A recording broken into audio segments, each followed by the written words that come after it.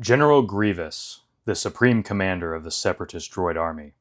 More machine than living, Grievous was a ruthless, lightsaber-wielding, cybernetic alien warlord that even Jedi grew to fear. That's why he's one of the coolest Star Wars characters, and why I wanted to immortalize his terrifying appearance, life-size. I'm not the only one who thinks General Grievous is an awesome creation from the minds of George Lucas and concept artist Warren Fu. A coworker of mine felt the same, so he asked me to make him a small, desktop-sized bust of the vicious cyborg. Thanks to my familiarity, nay obsession, with YouTube and 3D printing, I knew just the file to buy. When it comes to life-size 3D printable Star Wars models, look no further than Galactic Armory. After purchasing the 25 unique parts that comprise their General Grievous model, I scaled them down to 30% original size and printed everything on our Form 4 for max detail, smoothness, and simplicity. Printing this in resin, combined with the size and scope of this project, meant I didn't feel it was worthy for recording, so I'll go ahead and just show you the finished product. Big shout out to Michaela over at MM's Prop Shop for the painting strategy. She did a great job with her General Grievous model, so I took a lot of lessons from her video. These included the use of clear resin inside the eyes and gloss varnish on the fleshy bits to give them that creepy organic look. Ultimately, it was a good understudy in preparation for this full-size version, and this time, I recorded the entire build. To print the larger parts, like the head and collar, I used 3 FDM printers, all running PETG. PETG sands well, and it has good thermal resistance, which is important when transporting models in a hot car to a show. To minimize support material and surface scarring, and also maximize print success, I had to go in and subdivide these parts. This way, I get a nice, flat face to place down on the build platform. However, this means there are no keying features to align these subdivided parts together, which means extra care must be taken during their assembly.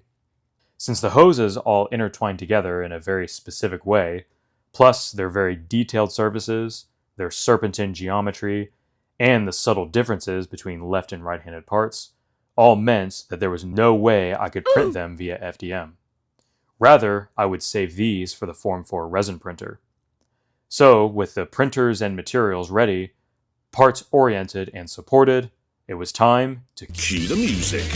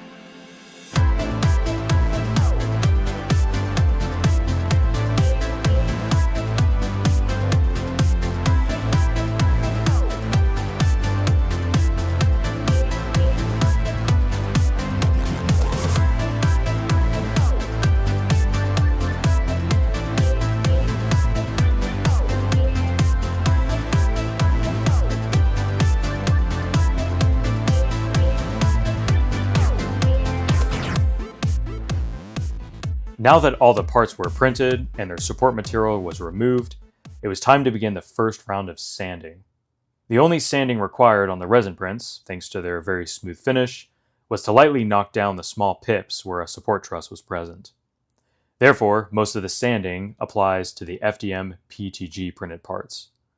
For these, I started with my random orbital palm sander using 100 grit sanding discs across the larger open surfaces to help knock down the layer lines pretty significantly. Then I went in with a foot sander using a sanding pad of similar grit to get into the tighter spaces, which worked really, really well. You can really see the difference between a foot sanded part and one that's still virgin. Again, thank you, Michaela, for this recommendation. Seriously, go check out her channel, MM's Prop Shop. She's got some really cool projects on there, and she's an amazing artist. In the tubing areas around the collar, I took my Dremel rotary tool to knock down the rougher surfaces where support material was in contact. Not all parts could be machine sanded, of course. Some were simply just hand sanded. After this coarser sanding pass, I went back through all the FDM parts and hit it with some 220 grit sandpaper by hand. You'd be amazed how smooth PTG parts get after this round of sanding. Almost all of the layer lines are gone at this point. Next, it was time to perform some preliminary assembly on the FDM parts. Because PTG is a chemically resistant material, many glues and epoxies don't bond to it well. Therefore, to assemble PTG parts together, I use a solvent called Weld-On 3 that chemically welds the plastic together. I hit the mating surfaces with a bit of 120 grit sandpaper, then add some Weld-On 3, and finally attach the parts together where they are permanently bonded in a couple minutes or so. The neck pistons you see here received this treatment along with the two halves of the throat, the ear fins, which each had to be split into 4 sections, the head, which was split into 3 sections, and the collar. Speaking of the collar, it suffered from a sizable gap due to warping that needed filling. First, I used a soldering iron to melt the narrower sections together. Then I cut a 6-inch section of PTG filament and melted that with the iron to bridge across the larger gaps. Finally, I took some JB Weld steel stick 2-part epoxy putty, kneaded it together, and applied it into and across the largest gaps at the very ends. With the exception of the steel stick, I used these methods for the remaining large gaps across the other parts. I did have to use this steel stick to repair the tip at the back of the head due to it becoming separated during printing. Afterwards, I took the foot sander out again to sand down the dried putty on both the collar and back of the head, just to give it a nice smooth transition. And finally, here are all the parts ready for the first round of priming. To help conceal any remaining layer lines and defects, I used Rust-Oleum filler primer on the FDM parts. The resin pieces will be primed later using an airbrush to avoid obscuring any of the crisp details, since airbrush primer is much thinner and lacks the high build formula of filler primer. After letting it cure, I used Bondo filler and spot putty to fill various seams and defects around the parts. I didn't bother recording much of this, although I did capture a shot of me using some acetone thinned putty to fill rougher areas on the stand.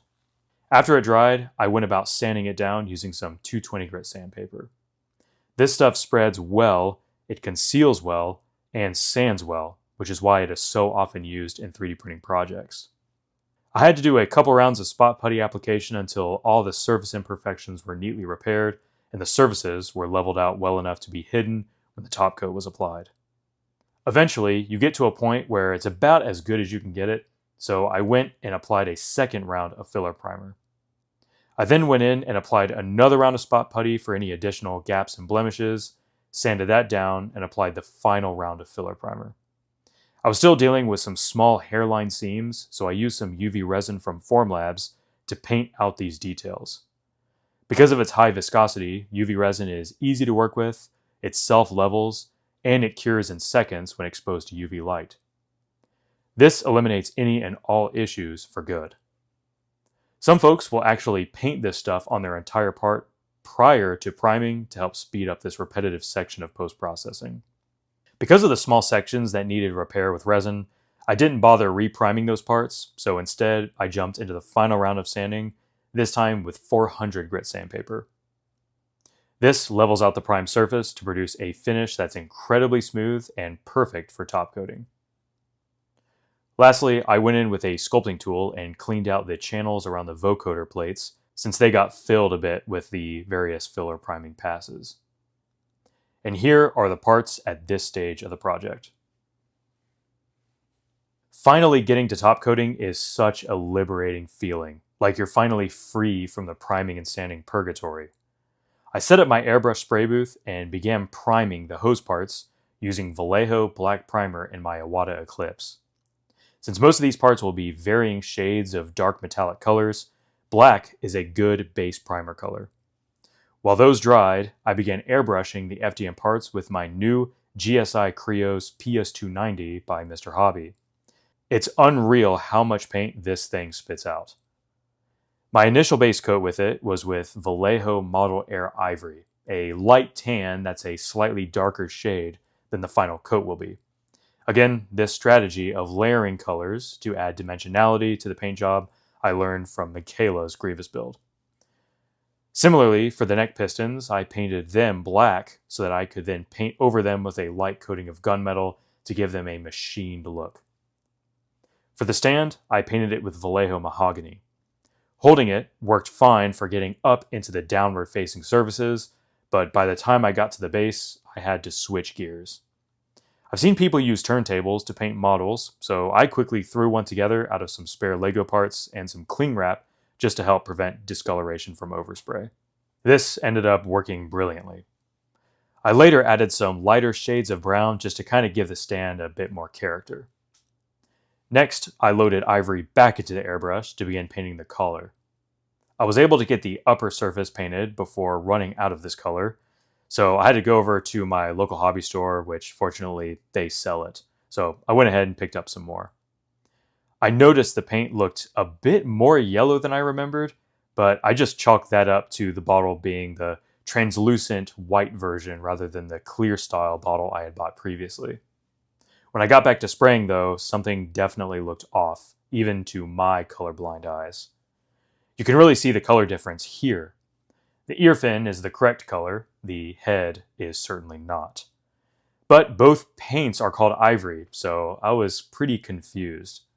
I was also kind of ticked off at this point because I had paint issues with the Ferrari F1 car project, and now I'm suffering from color issues again. Under closer inspection, though, there is an alphanumeric character set next to the name of the more yellow version of ivory that spells out RLM05. I figured this was just like a product designation code used by Vallejo, which is why I paid no attention to it initially. But this code is not present on the version of ivory that I needed. As it turns out, Vallejo has two different paints named Ivory in their model airline. However, the one I needed is just called Ivory, whereas the yellower version is called Ivory RLM05. After some research, RLM stands for the Reichsluftfahrtministerium, or the Ministry of Aviation, a Nazi government department that oversaw all aspects of aircraft design under Hitler's rule, including maintaining color selection and uniformity. RLM05 represents the fifth color in their color library, which is called Elfenbein, German for ivory. I can't fault Vallejo for any of this because they do have a massive color library, and I understand color names get limited. Plus, if I paid more attention, I could have noticed that the product SKUs are different.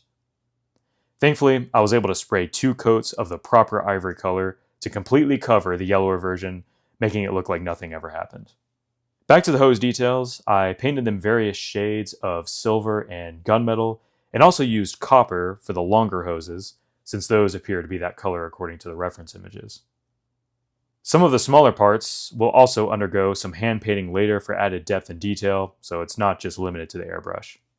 For the throat, I painted the neck portion a dull dark brown, masking off the throat portion because I wanted that to look a bit more organic. After the brown dried, I painted it very lightly with a mix of copper and gunmetal to give it a kind of powder-coated look. The throat, as you see here, was painted with a slightly muted red, and I highlighted the creases with a darker red to kind of fool your eye that there's some deeper recesses here. I think this also gives it kind of a fleshier, softer look. The next step of the painting process was to add the discoloration, veining, and crack details to the ivory parts. This was done with varying airbrush pressures, distances between the airbrush and parts, and with varying shades of browns and grays to really add depth to the paint job. This process was pretty repetitive and very imprecise, which is good since we want this to feel random and organic. I performed this technique to the ear fins, collar, and the head. And no project is without some wacky mistake because while I was adding these details to the head, my airbrush tipped a little too far forward and paint spilled out onto the back of the head. But like Bob Ross said, we don't make mistakes. We have happy accidents. So I ended up using this blemish to add some kind of blast score or whatever battle damage you could imagine to the spot, which I think gives Grievous an interesting backstory. And here are the tan parts, complete with this veining and weathering detail. I honestly felt like it looked more like I was painting a North African jagged panzer than anything else, but sometimes you just have to trust the process. While this was drying, I started some of the hand painting steps, like dry brushing, to help some of the details stand out, like this almost snake-like scale diamond pattern featured on this very serpentine hose. The pincher-like mouthpieces seem to also have some silvery details according to the reference images, so I hand painted those in. It's actually pretty amazing to me how long it takes to do steps like this. In your mind, you think it'll be quick, but I think I'm learning that you need to multiply how long you think it will take by 2 or 3 times to get the actual time. I went about this process dry brushing in different shades or even coarsely painting hoses in preparation for adding an oil wash later. Back to the airbrush, I masked off around the underside of Grievous's head so that I could paint it a dark brownish black. I actually didn't do this for the miniature version, but under closer inspection from fine collector editions of Grievous's action figure, it is painted that way. Now it was time to paint the final top coat. For this, I used Vallejo's Aged White, which is a very light tan, almost creamy white, that really captures the off-white skeletal color of Grievous's armor plating.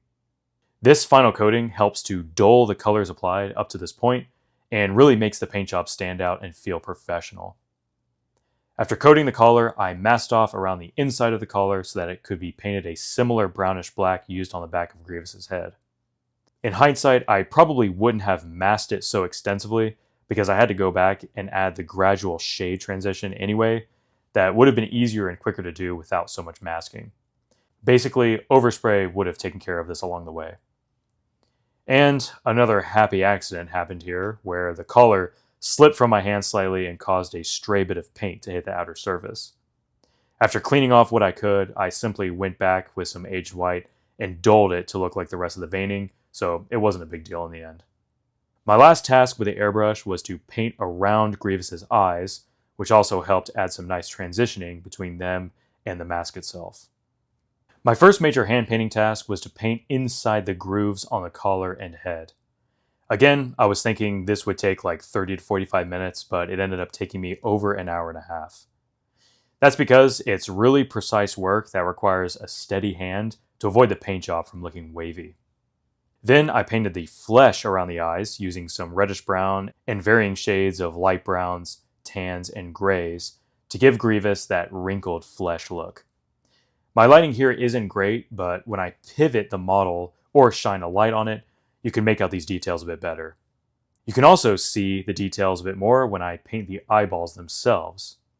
And for this, I used yellows, oranges, and some browns to give the eyes an imperfect, muddy, organic look as seen in the reference images.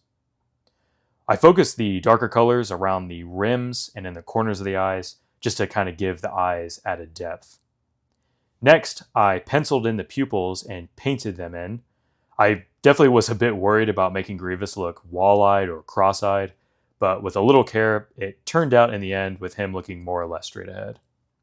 And here's a close-up shot of the eyes prior to coating. Also, off camera, just for experimentation purposes, I added crack details with a fine-tipped paintbrush to the collar. These harder, deeper marks in Grievous's armor are pretty evident in all the reference images, so it definitely needed to be added, although I wasn't thrilled with how it looked initially. Moving on, the ear caps were hand-painted a dark silver, which required 2 coats to get them looking uniform and consistent without any brush strokes. Now it was time for probably my favorite part of this build, adding the glossy details. Vallejo's gloss varnish was hand-painted into the fleshy parts around the eyes, as well as the red fleshy part of the throat. Then I took some Formlab's clear resin and painted that into the actual eyeballs to make them look wet and alive. Again, a UV lamp applied to this resin will cure it into a solid in just a few seconds. The vocoder plates were painted a silvery copper tone and would be weathered a bit later. Like I did with the collar, cracked details and general weathering were added to the head, only this time I captured it on camera since I was happy enough with the process to continue it elsewhere. I think what caused my perception to change from the collar was when I did some preliminary fits of the details in the neck, and once I did this, it really kind of harmonized the color and the assembly and the cracks all together. After an evening of staring at reference images and scenes from the film and carefully adding the cracks by hand, here's the finished product. I find there's a unique balance when it comes to random details like these cracks and scars. If you do too much, it can become overwhelming or look too localized, but too little and it looks unnatural or even man-made. Greebling follows the same principle. There's really like an aesthetic art to getting this randomness looking right. Finally, I mixed up an oil wash of rust, brown, black, and some gunmetal using Tester's enamel paints. I painted this on the ear fins to make the recessed edges stand out, and on the silvery hoses to dull them a bit and make the engraved details more pronounced, and around the vocoder plates. About an hour later, I went in with a cotton bud and wiped the excess oil wash from the flat faces of the ear fins. This way, it looked like grime had kind of settled into the recessed edges and gave the parts a bit more depth and dimension. With all this done, it was time for the most exciting part of any build, final assembly. The hoses and neck components are all intertwined around each other, and there is actually an order in which parts need to be assembled. This was definitely where building the desktop scaled model first helped to get familiar with this labyrinth. I found that leaving the gluing to the very end after all the parts were set in position was the least frustrating strategy. But when everything is in place, it looks so incredibly good. It's like a feast for your eyes. For glue, I used Bob Smith Industries 5-minute epoxy. This stuff is very strong and it sets pretty quickly, so it's ideal for assemblies like this where you need max strength and you're also not having to hold stuff together. Because the posts for the ear fins were 3D printed, they were pretty fragile, and of course I ended up breaking them on one ear. Thankfully, with careful drilling, I was able to insert a 3-length Lego bar piece because it's nearly the same diameter. Finally, I set up everything for final gluing, including the head on the ball joint, steadying it with a jury-rigged clamp and a vise so the epoxy could set. The ear fins were glued in while the head was on its side so it could set in the proper position. Lastly, I hit it with a matte clear coat, being careful to mask off the eyes and throat to avoid ruining their glossy look. And here is the finished product.